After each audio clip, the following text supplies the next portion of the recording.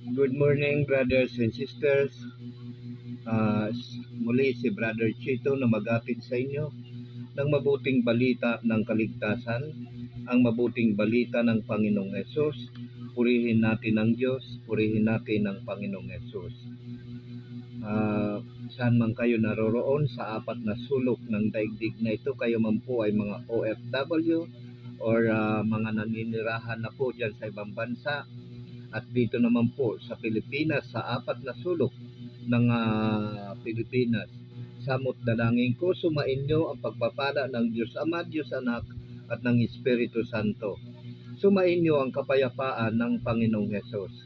And so, ang ibabahagi ko po sa inyo, brothers and sisters, sa bidyong ito, ay hahanguin po natin sa aklat ng Juan, chapter 9, verse 35 hanggang 41. Nang sabi dito, nabalitaan ni Jesus na ang lalaking pinagaling niya ay itiniwalag ng mga Pariseo. Kaya't tinanong niya ang lalaki nang matagpuan niya ito, sumasampalataya ka ba sa anak ng Diyos? Sumagot ang lalaki, sino po ba siya, Ginoo? Sabihin ninyo sa akin upang ako'y manampalataya sa kanya. Siya'y nakita mo na. Siya ang nakikipag-usap sa iyo ngayon. Sa iyo, ani Jesus. Sumasampalataya po ako, Panginoon, sabi ng lalaki. At sinamba niya si Jesus.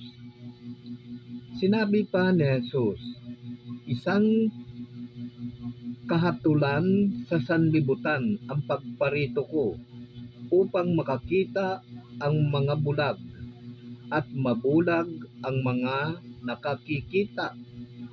Narinig ito ng ilang Pariseyong malapit sa kanya, at siya'y tinanong, ibig mo bang sabihin, bulag din kami? Sumagot si Jesus, kung kayo'y bulag, wala sana kayong kasalanan. Ngunit sinasabi ninyong nakakikita kayo, kaya't nananatili ang inyong mga kasalanan. Yan po, brothers and sisters, ang mabuting balita ng kaligtasan, ang mabuting balita ng Panginoong Hesus. Purihin natin ang Diyos, purihin natin ang Panginoong Hesus. So, pag-aaralan po natin ngayon, ayan nga po, ano nga po ang sinabi ng Panginoong Hesus? Sinabi pa ni Hesus, isang kahatulan sa sanlibutan ang pagparito ko upang makakita ang mga bulag at mabulag ang mga nakakikita. So ano po bang ibig sabihin nito? Ito po ay hindi po ito literal na pagkabulag ng isang tao. Sapagkat tayo po, sa spiritual po, bulag po tayo. Mula nang tayo po ay ipinanganak sa daigdig na ito, naging bulag na po tayo spiritual sa pamagitan ng mga mabubuting gawa ng Diyos ay hindi po natin ito nakikita. Bagkus ang nakikita po natin ay ang mga gawa ng kapwa-tao natin. Ayan po, kaya hindi natin nakaalala ang Diyos na siyang lumikha sa atin, na siyang nagbigay ng buhay sa atin. Nakakalimutan na po natin.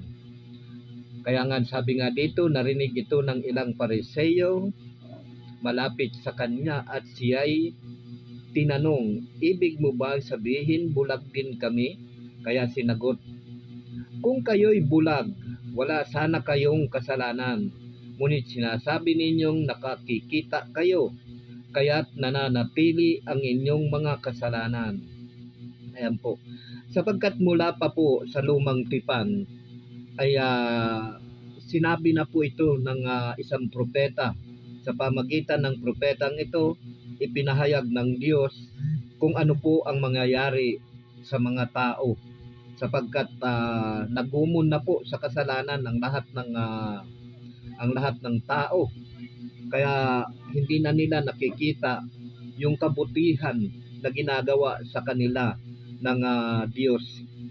Mula pa nung inilabas sila sa Ehipto, itong mga Israelitang ito, at pagdating doon sa ilang, sila po ay nagpagawa ng isang guyang ginto, which is yung rebulto po na guyang ginto. So doon pa lamang po, hindi na po nila na-appreciate yung ginawa ng Diyos na maganda, nakabutihan sa kanila. Iniligtas po sila doon sa Ehipto, inialis sila doon sa pagkaalipin sa Ehipto. Sa kabila ng lahat ng iyon, ay hindi na-appreciate ng mga ninuno natin, which is yung mga Israelita, sapagkat nandun po yung reklamo sila ng reklamo, at ang kinahantungan po noon ay nagpagawa sila ng isang guyang ginto kaya Aaron, which is yun daw ang kinikilala, yun daw yung naglabas sa kanila sa Ehipto. Hindi ba kalapas-langanan po yan sa Diyos? So kaya doon pa lamang po, hanggang doon sa mga kay Moises, hanggang doon sa mga propeta, talagang ang tao, yung mga ninuno natin, ay tumiwalag na po sila sa daan na itinuturo ng Diyos sa kanila. Hindi na po nila sinunod. Kaya nga, ang sabi nga nung pinasabi sa pamagitan ng propeta, pinasabi ng Panginoon kay propeta Isaiah sa aklat ng Isaiah chapter 6 verse 1 hanggang 10, nang sabi dito, pakinggan po natin kung anong nangyari. Pinahayag sa kanya ng Diyos kung ano yung kanyang gawain, kung ano yung kanyang unang gagawin. Ang sabi ng Diyos ay pinapuntahan niya yung pinasabi niya doon sa mga Israelita na ito po ang mangyayari sa kanila. Pakinggan po natin. Ang sabi dito, nang taong mamatay si Haring Uzias, nakita ko si Yahweh na nakaupo siya sa isang napakataas na luklukan. Ang laylayan ng kanyang damit ay nakalatag sa buong templo, serapin sa kanyang ululan, at bawat isa'y may 6 na pakpak. 2 ang nakatakip sa mukha, 2 sa buong katawan, at 2 sa buong katawan, at 2 ang ginagamit sa paglipad.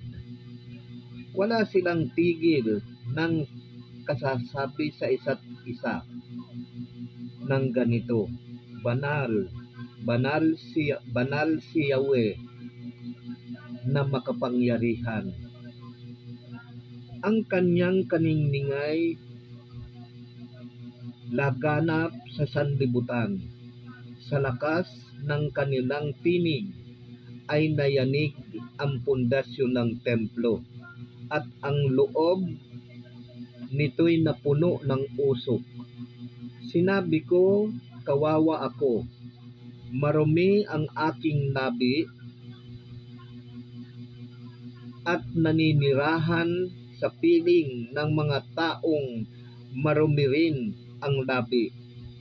Mapapahamak ako, pagkat ako'y isang makasalanang nakakita kay Yahweh, ang makapangyarihang hari. Pagkatapos may isang seraping sumipit ng baga sa dambana at lumipad na patungo sa akin.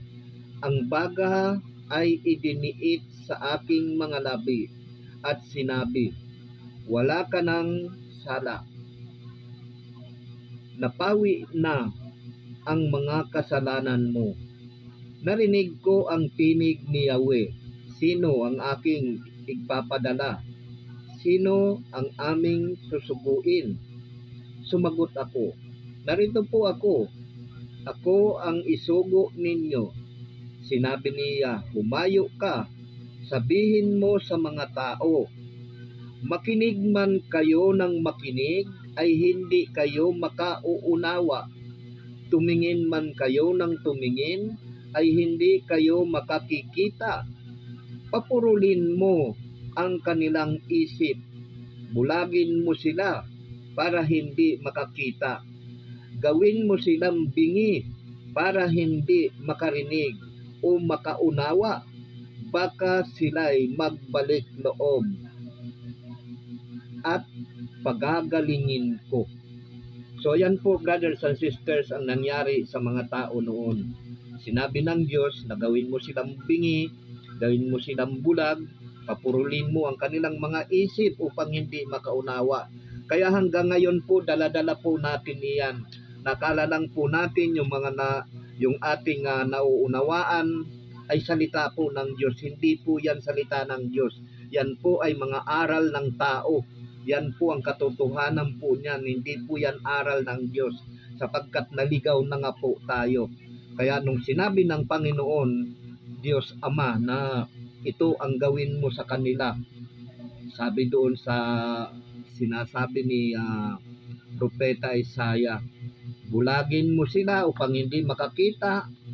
Kaya nga sabi, makinig man kayo ng makinig ay hindi kayo makauunawa.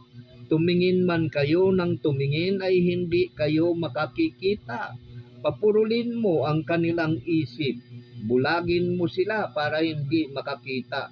Gawin mo silang bingi para hindi makarinig o makaunawa. Baka sila'y magbalik loob at magsigaling. So yan po, brothers and sisters. May panahon pa po tayo upang gumaling sa ating pagkabingi, gumaling sa ating pagkabulag. Ayan, sapagkat dumating na po, brothers and sisters, ang Panginoong Hesus. Kaya nga po sinugo ng Diyos Ama ang Panginoong Hesus upang ang mga nabilanggo sa kadiliman ay makalaya. Kasi po itong pagkaalipin pong ito, spiritual po ito na darating, sapagkat dumating na ang Panginoong Hesus upang tayo'y makalaya. Na ang sinabi nga dito, kaya nga sabi dito sa Ebanghelyo na tinunghayan natin, na sa sanlibutan ang pagparito ko upang makakita ang mga bulag at mabulag ang mga nakakikita. Ayan po yan. Kaya po naparito ang Panginoong Hesus upang ang mga bulag ay makakita at ang mga nakakikita ay magbulag. Kasi nabulag na, binulag na po tayo sa ating nakikita. Ang nakikita po kasi natin yung mga bagay sa daigdig na ito. Ayan po yung mga kinahumalingan natin. Kaya nakalimutan na po natin ang katotohanan, ang salita ng Diyos, ang utos ng Diyos. Nakalimutan na po natin. Nabulag na tayo sa mga bagay sa daigdig na ito. Ayan po ang nangyari sa atin. Kaya nung dumating ang Panginoong Hesus, nung sinugo ng Diyos Ama ang kanyang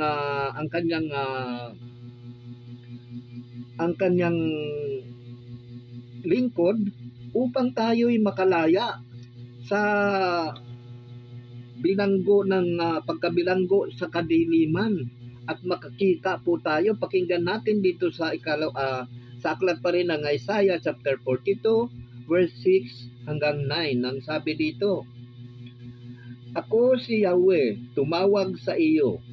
Binigyan kita ng kapangyarihan upang pairalin ang katarungan sa daigdig. Sa pamamagitan mo ay gagawa ako ng pakikipagtipan sa lahat ng tao at magdadala ng liwanag sa lahat ng bansa. Sa pamamagitan po ng Panginoong Hesus, dapat napawi na po yung binasa natin dito sa aklat ng Isaiah chapter 6. Dapat wala na po ito kasi dumating ng Panginoong Hesus eh. Kaya nga sabi nga dito, makinig man kayo ng makinig ay hindi kayo makauunawa, makinig ay hindi kayo makaunawa. Tumingin man kayo ng tumingin ay hindi kayo makakikita. Papurulin mo ang kanilang isip.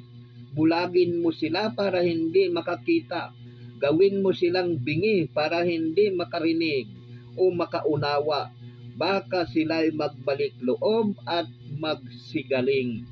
Kaya nga po dumating po ang Panginoong Hesus upang tayo'y palayain sa pagiging bulag, sa pagiging bingi, sa pagiging mapurol ang isip natin sapagkat ang dala ng Panginoong Hesus ay katalinuhan at buhay. Pero hindi po natin pinansin ang Panginoong Hesus. Hindi pinansin ng ating mga magulang, ating mga ninuno, bagkus pinagpatuloy nila yung kanilang mga kaugalian na natutunan dito sa mga suwail na mga ninuno natin nung unang panahon, nung panahon ni Moises. Sapagkat sinuway nila eh. Kaya tingnan mo, nung pagdating ng Panginoong Hesus, kaya sabi ng Panginoong ng Diyos Ama, sa pamamagitan mo ay gagawa ko ng pakikipagtipan sa lahat ng tao at magdadala ng liwanag sa lahat ng bansa. Sa lahat po ng bansa, ang Panginoong Hesus ang magdadala ng liwanag sa lahat ng bansa.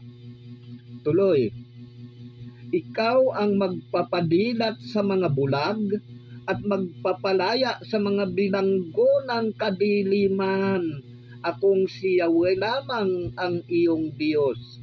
Walang ibang Diyos na maaring umangkin sa aking kaningningan, ni makaagaw sa aking karangalan. Ayan po, ang Panginoong Hesus ang nagpalaya sa atin. Ikaw ang magpapadilat sa mga bulag at magpapalaya sa mga bilanggo ng kadiliman. Nadinlan po ang isip natin hanggang ngayon, sapagkat yan po yung natutunan natin eh. Sapagkat yung mga Israelita pa lang, yung mga ninuno natin noon, ay lumihis na po sila sa utos ng Diyos. Hindi na sila dumaan doon sa daan na itinuturo sa kanila upang makarating doon sa Kanaan, doon sa lupang pangako ng Diyos. Baka hanggang ngayon, brothers and sisters, kaya mag-ingat po tayo. Baka marami po sa atin ang hindi rin po magkamit ng buhay na walang hanggan na pangako sa atin ng Diyos Ama sa pamamagitan ng Panginoong Hesus. Sapagkat patuloy po nating ini-ignore ang kautusan ng Panginoon. Binibigyan po ng iba, binibigyan ng bagong interpretasyon, binibigyan ng maling interpretasyon. Kaya paano po tayo matututo sa katotohanan? Iniiwas po sa katotohanan yung maraming nangangaral ngayon. Abay, hindi po tayo makapagkakailan yan. Sapagkat kung iahambing po natin yung mga nangangaral ngayon, sa utos po dito ng Panginoong Hesus na ang sabi, mag-ibigang kayo. Kaya nga po yan po yung bagong utos na sinabi ng Panginoong Hesus, mag-ibigang kayo. Kung kayo'y mag-iibigan, makikilala ng lahat na kayo'y mga alagad ko. Which is, ano ba ang definition ng mag-ibigang kayo? Diba? Ano ba ang definition ng mag-ibigang kayo? Kaya naligaw na po tayo eh. Ang ipinangangaral po ng iba, yung sinasabi nilang mag-ibigan, yung sinasabi dito ng Panginoong Hesus, yung utos niya na mag-ibigan kayo, ito ay inari ng mga taga-sanlibutan o ng mga ibang nangangaral na wala sa kanilang espiritu ng Diyos. Inari nilang ano pa rin eh, makasanlibutan pa rin. Hindi natin naunawaan yung tamang definition, yung eksaktong definition, yung pag-ibig na tinutukoy sa Biblia. Binigyan po natin ng ibang interpretasyon, which is yan pa rin, kahalayan pa rin po yan. Kaya hanggang ngayon, hindi pa rin po tayo nakakakita ng mabubuting gawa ng Panginoon. Sapagkat nabulag nga po tayo, hanggang ngayon hindi pa rin po tayo nakakikita, hanggang ngayon mapurol pa rin po ang pag-iisip natin sapagkat meron pong nanlilinlang sa atin. Yan po ang realidad niyan. Kaya nga po napunta dito ang Panginoong Hesus upang tayo ibigyan ng buhay na lugod-lugod sa Diyos, ngunit naparito din naman ang kaaway upang tayo'y wasakin, pumatay, magnakaw. Hindi po literal na pagnanakaw yan. Yung po yung mga hinahasik na mabuting balita sa atin ng Panginoon, ninanakaw po yan ni Satanas upang hindi tayo maligtas at hindi tayo manalig sa Kanya, sa Panginoon. Kaya ganyan po. Kaya kung hindi po natin alam yan, hindi natin naintindihan ang salita ng Diyos, ngunit meron po tayong pagkakataon na ang sabi dito, magbalik loob sila at pagagalingin ko sila. Baka sila'y gumaling. Magbalik loob tayo sa Diyos, brothers and sisters. Enough na po yung natulog tayo, nahimbing tayo sa pagkakatulog. Dumating na po ang Panginoong Hesus upang tayo'y makalaya sa pagkabilanggo sa kadiliman. Ang sabi dito sa aklat ng Isaiah, chapter 7, ikaw ang magpapadilat sa mga bulag at magpapalaya sa mga bilanggo ng kadiliman. Dumating na po ang Panginoong Hesus upang tayo'y palayain, upang tayo'y makakita, upang tayo'y makalaya sa kadiliman. Napakasimple lamang po kung unawain natin ang salita ng Diyos. Pero naintindihan ko po kayo sapagkat hindi nilinlang po tayo ng dyablo, hindi po natin naunawaan ang katotohanan na salita ng Diyos. At ito nga po ang nakakasama ng loob na hanggang ngayon, itong mga bulaang nagtuturo ay hindi pa rin matuto. Dumating ng Panginoong Hesus, espiritual na ang pamumuhay, pero ang itinuturo pa rin ng mga nagtuturong ito ay mga bagay pa rin sa sanlibutan. Wala po tayong mapapala dyan. Hindi po natin maunawaan ang salita ng Diyos at hindi po natin makikita ang kabutihan ng salita ng Diyos, ang kabutihan ng mga ginagawa ng Panginoon, hindi po natin makikita. Kapag hindi po natin nakita, ibig sabihin, hindi po tayo makakasunod sa kalooban ng Diyos, sa utos ng Diyos. Ang ending niyan, saan tayo babagsak? Sa impyerno. Dalawa lamang po naman ang pupuntahan natin Either makarating tayo doon sa pangako or magkamit tayo ng buhay na walang hanggan na pangako sa atin ng Diyos at makapasok doon sa bagong Jerusalem, bagong langit, bagong lupa, or mapupunta tayo sa impyerno, sa kaliwa. Kaliwa, impyerno yan Pagkakanan, diretso lang yan. Para sa buhay na walang hanggan. Mamili po tayo. Binibigyan po tayo ng chance sapagkat malapit na pong magbalik ang Panginoong Hesus. Kapag yan po ay nagbalik dito na hindi pa po tayo nakapagbabago sa pagkatao natin at nanatili pa rin po tayo sa lumang buhay natin, huwag po tayong umasa na tayo'y magkakamit ng buhay na walang hanggan. Napakalinaw po sa Ebanghelyong ito na tinunghayan natin. Kaya po wala tayong maunawaan sa salita ng Diyos sapagkat hindi po mananahan sa bawat tao ang espiritu ng katotohanan kung hindi po tayo magbabalik loob sa Diyos. Salamat na lang ako sa Diyos kung ako'y hindi niya ako tinawag at hindi ko naunawaan yung pagtawag niya sa akin, baka isa pa rin po ako na mapapahamak, na matutulad po sa mga matitigas ang ulo. Ayaw makinig sa salita ng Diyos. Mas gusto pa nilang pakinggan ang salita ng tao. Mas matamis pa sa kanilang pakinggan ang salita ng tao kaysa pakinggan ang salita ng Diyos, ang katotohanan. Ayan po ang realidad sa bansa, sa daigdig na ito. Natutuwa pa tayo sa mga kwento ng mga kapwa natin Pero kapag salita na ng Diyos, ang ating bibigkasin, hindi natin mabigkas at hindi natin mapakinggan. At ayaw nating naririnig ang salita ng Diyos. Ayan po ang realidad ng sanlibutan. Kawawa po yung mga taong ayaw magbalik loob sa Diyos.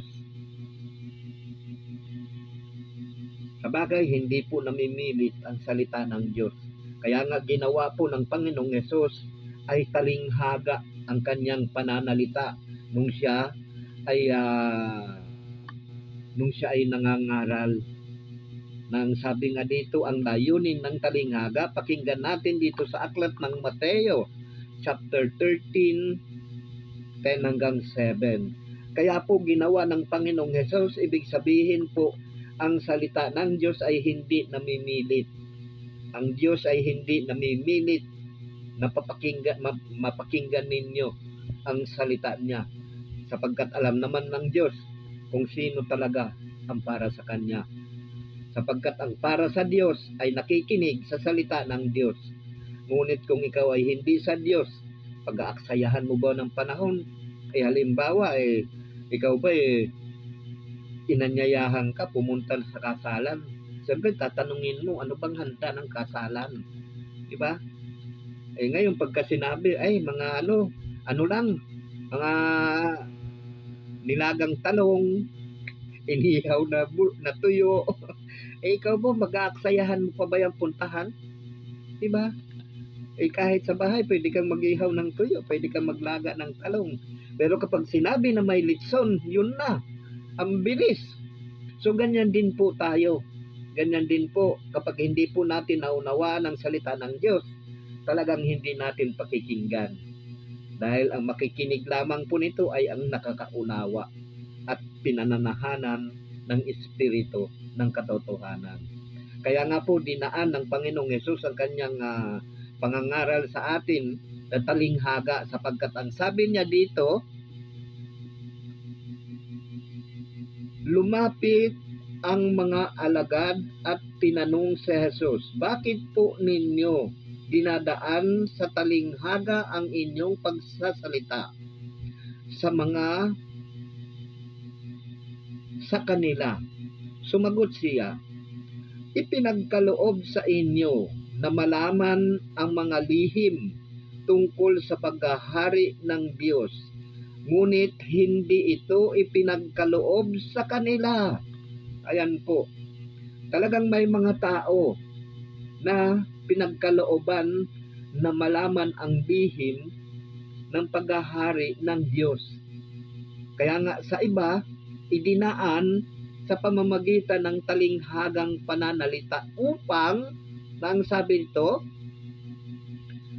sapagkat ang mayroon ay bibigyan pa at mananagana, ngunit ang wala, kahit ang kakaunting na sa kanya, ay kukunin pa. Nagsasalita ako sa kanila sa pamamagitan ng talinghaga, sapagkat tumingin sila, ngunit hindi nakakikita, at nakaririnig, ni nakauunawa. Natupad nga sa kanila ang hula ni Isaiah na nagsasabi, makinig man kayo ng makinig, hindi kayo makauunawa. Ito po yung tinunghayan natin kanina sa Isaiah, na yan po, natupad po sa mga taong ito na hindi makaunawa ng salita ng Diyos, natupad po sa kanila yung hulang ito. Kasi kung saan po nakatupad ang kasulatan, yun po, doon po sa kanila kung saan halimbawa, nangyayari yung nasa kasulatan. Halimbawa, ako, kailangan kong matuto sa salita ng Diyos. So sa akin nangyari, ibig sabihin, natupad sa akin yung nasusulat dito na pinagkalooban. Ang sabi dito ng Panginoong Hesus, sumagot siya, ipinagkaloob sa inyo na malaman ang mga lihim tungkol sa paghahari ng Diyos, ngunit hindi ipinagkaloob sa kanila. Ayan, so ibig sabihin, isa po ako sa mga pinagkalooban na malaman ko ang lihim na paghahari ng Diyos. So, natupad po sa akin. Ngayon, yung hindi pagkaunawa, kung sino po ang hindi nakakaunawa ng salita ng Diyos, doon po sa kanya natupad. Yung sinasabi dito na sa inyo'y ipinagkaloob na malaman ang mga lihim ng Diyos. Ang mga lihim tungkol sa paghahari ng Diyos. Ayan. Ibig sabihin, sa akin ito natupad. Kasi, alam nyo naman, dati wala naman talaga akong nalalaman tungkol dito dahil sa kabutihan ng Diyos. At alam niya kung ano rin ang nasa damdamin ko, sa akin natupad. Kaya hindi po sa pilitan ng salita ng Diyos, katulad ng sinasabi po ng iba, namimilit ka. Hindi po sa pilitan ang pag-aaral ng salita ng Diyos. Ang dapat niyan kapag narinig na ninyo, dapat alam na ninyo. Kapag nalaman po natin ang katotohanan at hindi po natin pinansin yan at inignore po natin, alam na natin ang mangyayari sa atin. So yan po, pinapaliwanag ko po sa inyo upang maintindihan po ninyo. Kaya natutupad po sa mga tao itong hindi sila nakakaunawa ng salita ng Diyos. Ayan. Ngunit may panahon pa po nang sabi nga magbalik loob sila at magsisigaling at gagaling sila. Kaya nga sabi dito, sapagkat naging mapurol ang isip ng mga taong ito, mahirap makarinig ang kanilang mga tenga, at ipinikit nila ang kanilang mga mata, kundi gayon di sinsanay nakakita ang kanilang mga mata, nakarinig ang kanilang mga tenga, nakaunawa ang kanilang mga isip, at nagbalik loob sa akin at pinagaling ko sila, sabi ng Panginoon. Ayan po, kung talagang naunawaan po natin ang salita ng Diyos at nakikita po natin ang salita ng Diyos, ang kabutihan na ginagawa ng Diyos sa atin, dapat nagbalik loob tayo sa Diyos upang tayo'y magsigaling. Kasi ganyan din po ako, nung ako'y nasa sanlibutan pa, bulag din po ako. Ang habang taon na nabulag ako sa katotohanan.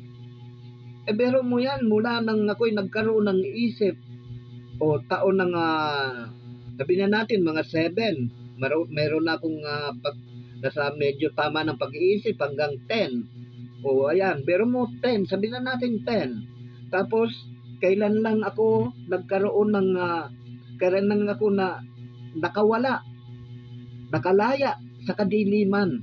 Kailan lang ako nakakita ng katotohanan.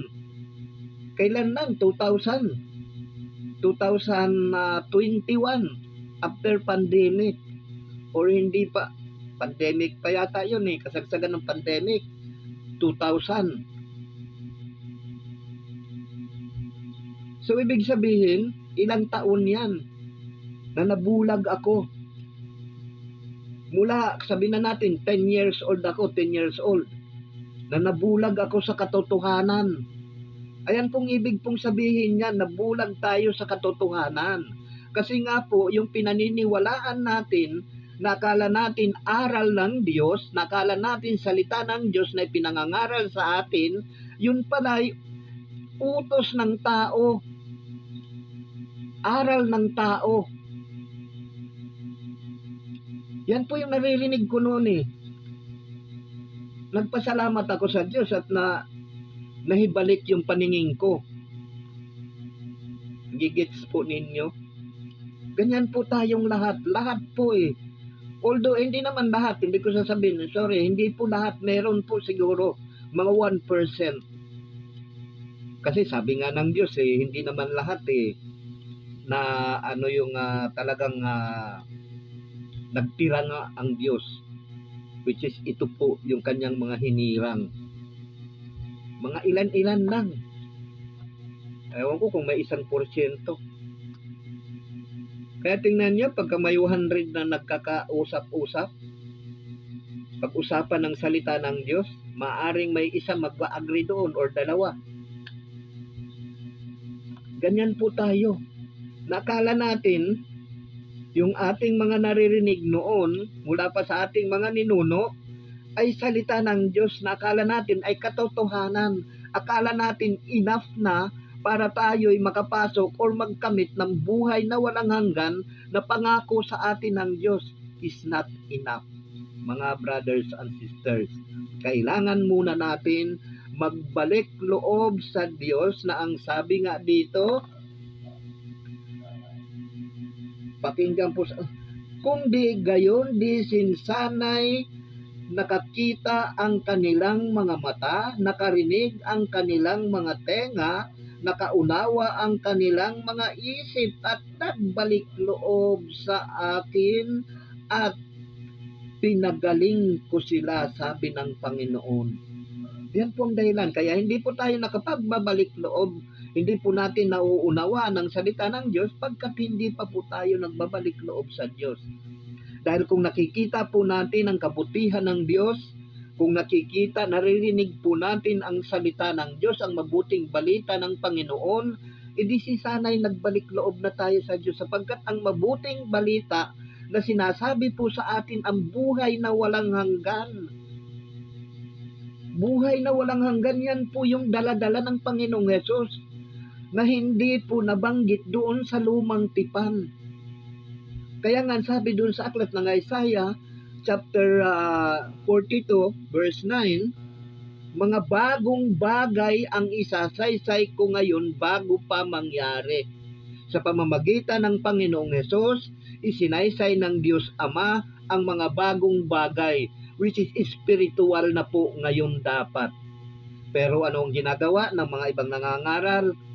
Mga bagay pa rin sa daigdig na ito ang kanilang itinuturo. Paano po tayo matututo niyan? Halimbawa na lang ikaw nag-aaral ka ng isang teacher. Mahal na mahal mo, gustong-gusto mo maging teacher. Pero naman, ang itinuturo na sa atin pagiging seaman. So paano natin ngayon matutupad yung pagiging teacher natin? Itinuturo sa atin seaman. 'Di ba? Dapat kung nagnanais po tayo ng buhay na walang hanggan, saan po ba natin makakamtan ang buhay na walang hanggan? Sa pamamagitan po ng Espiritu na ipagkakaloob sa atin. Sa pamamagitan ng pananalig po natin sa Panginoong Hesus, bibigyan niya tayo ng patnubay. Pakinggan po natin dito sa aklat ng Juan, na ang sabi dito, sa aklat ng Juan chapter 14, verse 17. Ang sabi dito, iyan po ang magbibigay sa atin ng gabay. Sa aklat ng Juan chapter 14. Ayan, pakinggan po natin. Ito po yung magbibigay sa atin. Ang sabi dito, ang sabi ng Panginoon, dito na sa 15, kung iniibig ninyo ako, tutuparin ninyo ang aking mga utos. Dadalangin ako sa Ama at kayo'y bibigyan niya ng isa pang patnubay na magiging kasama ninyo magpakailanman. Ayan po, ang magiging kasama natin magpakailanman. So, ibig sabihin, ito po ang espiritong ito, ang espiritu ng katotohanan, ang sa atin po ibibigay sa atin upang tayo'y magkamit ng buhay na walang hanggan. Siyempre, kung nagnanais po tayo ng buhay na walang hanggan, makinig po tayo sa aral ng Panginoon. Sapagkat doon po sa pamamagitan ng pakikinig natin, kapag tayo po ay natuto at sumunod sa kanyang utos, ipagkakalob po sa atin ituloy. Ito'y ang espiritu ng katotohanan na hindi matanggap ng sanlibutan sapagkat hindi siya nakikita ni nakikilala ng sanlibutan, ngunit nakikilala ninyo siya sapagkat siya'y sumasa inyo at mananahan sa inyo. Ayan po, maliban po na panahanan tayo ng espiritu ng katotohanan, hindi po tayo magkakamit ng buhay na walang hanggan. So, ibig sabihin, kung tayo po ay nagnanais ng buhay na walang hanggan, makamtan natin ang pangako ng Diyos sa pamamagitan ng Panginoong Hesus, makinig po tayo sa utos ng Panginoong Hesus. Kaya nga sabi niya dito sa aklat pa rin ng kung iniibig ninyo ako, tutuparin ninyo ang aking mga utos. Diba? Tutuparin ninyo ang aking mga utos kung ako'y iniibig ninyo. At ito po ang palatandaan dito, ang sabi dito sa 21, ang tumatanggap sa mga utos ko at tumutupad nito ang siyang umiibig sa akin. Ang umiibig sa akin ay iibigin siya ng aking Ama, iibigin ko rin siya at ako'y lubusang magpapakilala sa kanya. Ayan po, brothers and sisters. Ayan po ang dahilan. Kaya nga sinabi ng Panginoong Hesus sa Ebanghelyo po natin, nang sabi, isang kahatulan sa sanlibutan ang pagparito ko upang makakita ang mga bulag at mabulag ang mga nakakikita. Ayan po yan. Kasi hindi po natin makita ang kabutihan na ginagawa ng Diyos. Dahil sa hindi natin nakikita at hindi natin maunawaan, kaya hindi po natin masunod ang salita ng Diyos, ang iniuutos sa atin ng Diyos. Ayan po yan. Kaya ang kailangan, magbalik loob tayo sa Diyos. Ganyan din po ang ginawa ko.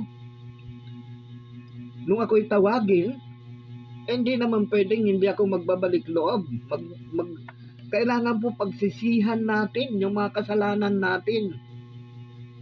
Isuko natin sa Panginoon yung mga kasalanan nating nagawa natin noong tayo'y bulag pa, noong tayo'y bingi pa, noong tayo'y mapurol pa ang pag-iisip, dahil nakagawa tayo ng mga hindi kalugod-lugod sa Diyos na dapat nating isuko sa Kanya at humingi ng tawad at magbalik loob sa Kanya, brothers and sisters. Nabulag po tayo nung tayo'y nasa sanlibutan pa. Ganyan ang nangyari sa akin. Kaya wala po akong pangunawa sa salita ng Diyos. Nung ako nga'y umaatin ng pagtatayo ko, pagkatapos nung pakikinig ko tinatanong ko yung sister and wife ko, ano bang topic? Hindi ko alam ang topic kung ano. Wala akong napakikinggan Nakikinig ako pero hindi ko naririnig. Iba yung nakikinig ka at naririnig mo, kaysa nakikinig ka na hindi mo naririnig. So ganyan po tayo. Ganyan pong nangyari sa akin. Nasa loob ako ng sambahan. Nakikinig ako ng salita ng Diyos pero wala akong naririnig. Pinipilit kong unawain ang salita ng Diyos pero hindi ko maunawaan sapagkat mapurol nga ang pag-iisip ko, nabulag po ako sa katotohanan. Kaya maliban po na tayo'y magbalik loob sa Diyos, hindi po natin yan maunawaan ang salita ng Diyos.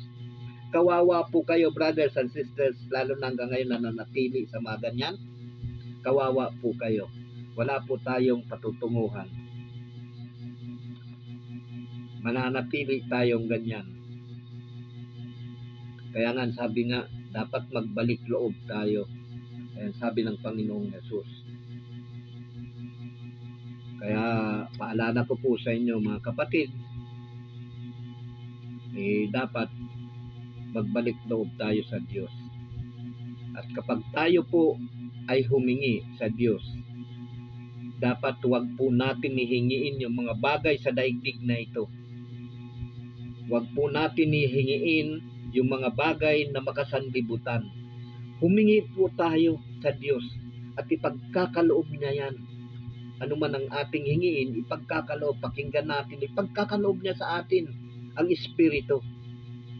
Hindi po yung mga bagay sa daigdig na ito.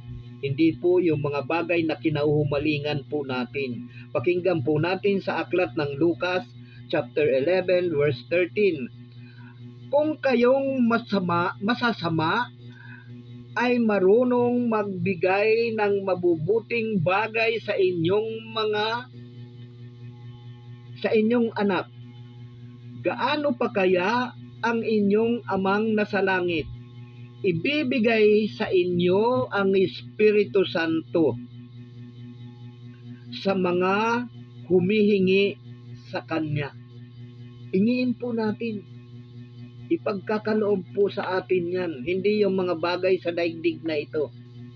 Dahil sa pananatili sa atin, sa pagkaloob sa atin ng Espiritu Santo, sumasa atin po iyan, doon po natin mauunawaan ngayon ang salita ng Diyos at doon po tayo magkakamit ng buhay na walang hanggan, yung pangako sa atin ng Diyos.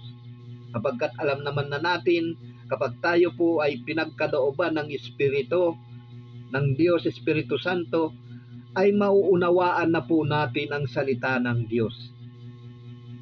At ang Espiritu Santong iyan ang magtuturo sa atin sa lahat ng bagay. Siya po yung magpapaalala sa atin. Pakinggan natin dito sa Aklat ng Juan, chapter 14, verse 26, na ang sabi dito, ngunit ang patnubay ng Espiritu Santo na susuguin ng Ama sa pangalan ko, ang siyang magtuturo sa inyo ng lahat ng bagay at magpapaalala ng lahat ng sinabi ko sa inyo. Magtuturo sa lahat ng bagay. Kaya hindi na po tayo sinungaling doon, hindi na po tayo pwede magsinungaling kapag ito po ay nasa atin na. Kaya siyempre, kung tayo po ay nagtuturo din ng salita, dapat yung salita ni Kristo. Kasi nasa atin ang Espiritu ni Kristo ipinagkaloob sa atin. Kaya nga, sabi dito sa Aklat ng unang Juan, chapter 2, verse 27, ang sabi dito, pakinggan po natin, ang Espiritu ay ipinagkaloob na ni Kristo sa inyo, at habang siya'y nananatili sa inyo, hindi na kailangang turuan kayo ni numan. Ang Espiritu ang nagtuturo sa inyo sa lahat ng bagay, at totoo ang itinuturo niya, hindi kasinungalingan. Kaya ang sabi ng Espiritu, manatili tayo kay Kristo. Sapagkat ang nagtuturo ng hindi turo kay Kristo ay hindi pananahanan ng anak at ng ama at ng anak. So, hindi natin makakamtan ang pangako sa atin na buhay na walang hanggan kapag wala po sa atin, di po tayo pinananahanan ng ama at ng anak. Kung mananatili po tayo sa turo ni Kristo, pananahanan po tayo ng ama at ng anak. Pakinggan natin sa ikalawang Juan, chapter 1, verse 9.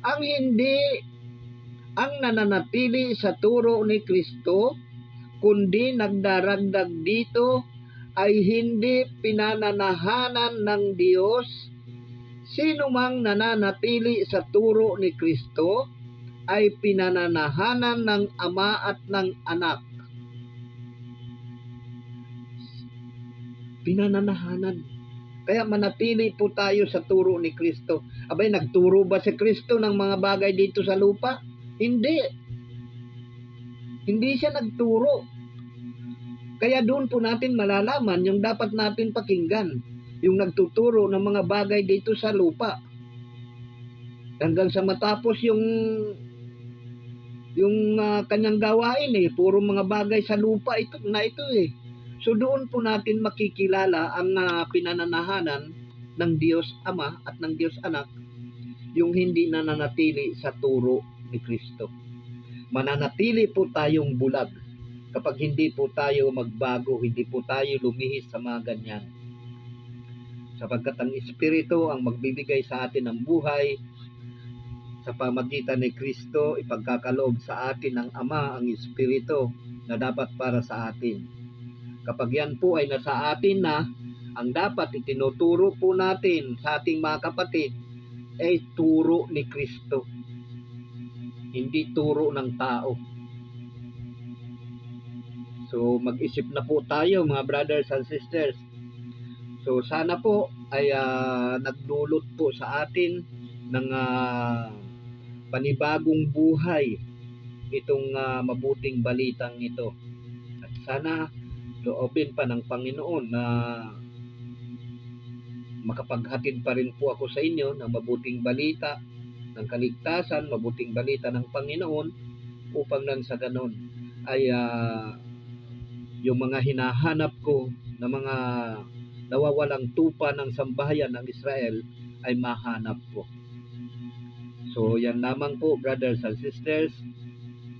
Kaya nga ang sabi nga ito po yung yung tinutukoy noon yung sa definition ng kautusan ni Moises at yung mga sinulat ng mga propeta.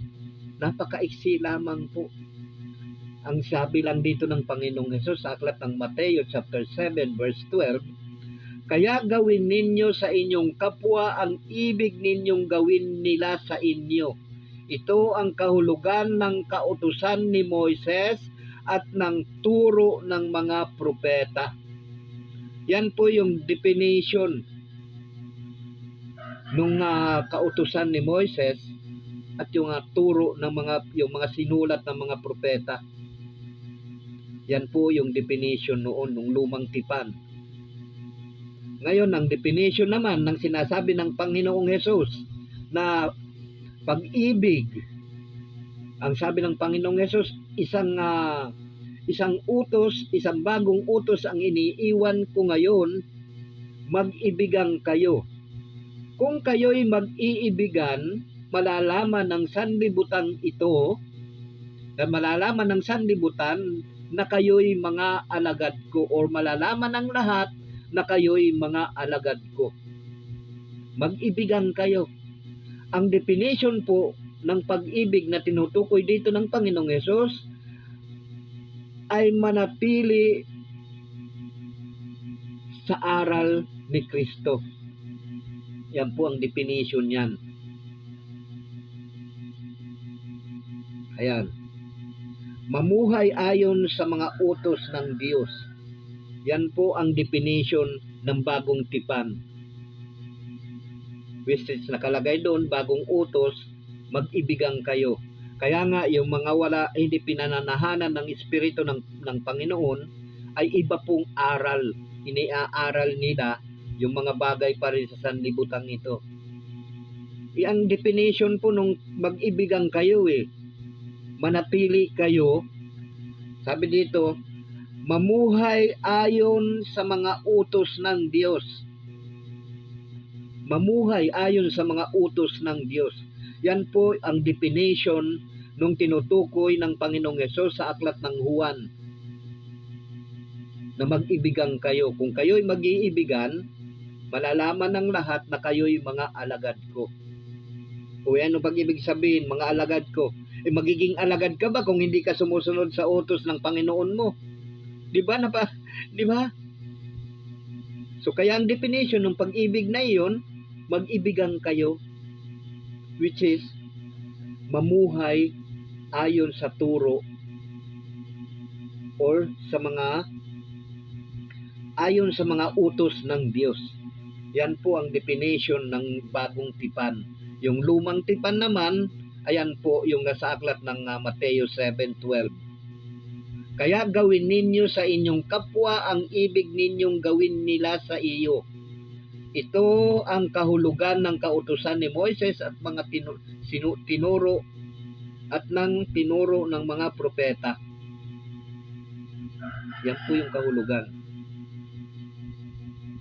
Ikaw ba, halimbawa, kaya nga doon nga rin pumapasok, ibigin mo ang iyong kapwa tulad ng pag-ibig mo sa iyong sarili. Ayan po yan Iisa po yan. Siyempre, kung mahal mo ang iyong sarili, din dapat, kung ano ang nais mo, na gawin sa iyo ng iyong kapwa, tama po yung nandito sa aklat ng Mateo, chapter 7, verse 12, tama yung sabi dito ng Panginoon. Siyempre, mahal mo ang sarili mo. Ayaw mong masaktan ang katawan mo, di ba? Well, huwag ka rin manakit sa katawan ng kapwa mo. Ayaw mong mapahiya, di ba? Di huwag ka rin mamahiya. Ayaw mong magutom. Di huwag mo ring gutumin yung mga kapatid mo, bigyan mo. Kaya nga doon na pumapasok yung pakainin mo yung naghihingi ng pagkain. Painumin mo yung nauuhaw. Pakanin mo ang mga nagugutom. Diba? Kasi ayaw mo rin magutom di ganun din. Kung nakakaluwag ka, kung merong kakayanan, Bigyan mo yung mga nanghihingi. Ayan po yan, ang pagsunod sa utos ng Diyos. Di ba? Ikaw ayaw mong magutom, ikaw ayaw. Ito yung definition di ba? Kung ano yung ayaw mo, kung ano kaya gawin ninyo sa inyong kapwa ang ibig ninyong gawin nila sa inyo. Ayan po. Gawin ninyo sa inyong kapwa ang ibig. Kung gusto mong, halimbawa, nagugutom ka, gusto mong may nagugutom, hindi bigyan mo. Para hindi na sila magutom. Upang hindi rin nila gawin, upang bigyan ka rin nila. Ngayon, huwag kang mamahiya kung ayaw mong mapahiya rin. Huwag kang magyayabang kung ayaw mo rin pagyabangan. Di ba? Kasi ayaw mo nga gawin sa iyo Yan po yung definition ng lumang tipan hanggang doon sa mga sinulat ng mga propeta. At ang definition naman po ng bagong tipan, ito po, mamuhay ayon sa mga utos ng Diyos. So yan lamang po, brothers and sisters. Sana may natutunan po kayo sa aral na ito. Hanggang sa muli, kung loloobin ng Panginoon, na ako'y muling makapaghatid sa inyo ng mabuting balita ng Panginoong Hesus, ang mabuting balita ng kaligtasan. Purihin natin ang Diyos, purihin natin ang Panginoong Hesus. Hanggang sa muli, brothers and sisters, saan man kayo naroroon sa apat na sulok ng daigdig na ito, samot dalangin ko sumainyo ang pagpapala ng Diyos Ama, Diyos Anak, at ng Espiritu Santo. Sumainyo ang kapayapaan ng Panginoong Hesus. God bless you all. Bye-bye. Thank you, Lord. Thank you, Jesus.